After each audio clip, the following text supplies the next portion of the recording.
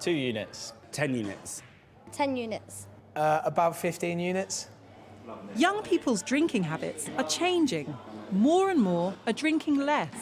At the moment, it's quite ordinary that people are teetotal. There is that sense that actually nowadays you don't actually have to drink to get involved. I have to get up. I don't have disposable income just to spend on alcohol. I need to pay to live, to make sure I can live throughout the month, not just to go out for one night. One night can cost me a week of living.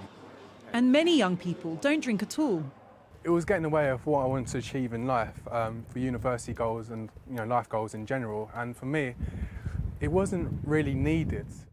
They're not alone. Between 2005 and 2013, the number of adults in Britain who did not drink at all rose to over a fifth. The most dramatic increase was among 16 to 24-year-olds, with a 40% rise in teetotalism. But young adults who did drink were still most likely to binge, with 40% drinking 8 units or more. But are the scenes of drunken young people on Friday nights that have plagued Britain's high streets really becoming a thing of the past? Campaigners say the changes in drinking habits are part of a complex picture.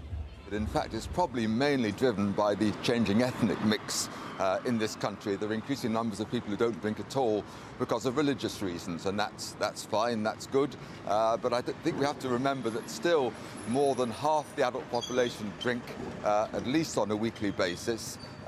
We're not seeing significant falls in things like death rates, and people tend to be dying younger of alcohol problems than they used to. For older drinkers celebrating beer at a festival in Derby, there are many reasons for the trend.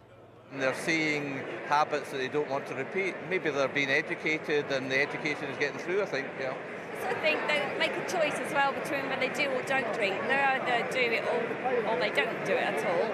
And I think because you can see people acting strange, they decide that they're not going to do it. So maybe they drink at home and then go out maybe later. But some still say the drinks industry has questions to answer. It's disappointing for me because obviously this is my business. However, we do advocate sensible and responsible drinking, and I wouldn't encourage people to drink too much. Binge drinking, pointless exercise. Britain is far from losing its drinking culture altogether, but it's clear that young people are deciding for themselves not to let alcohol get in the way of their ambitions. Afua Hirsch, Sky News.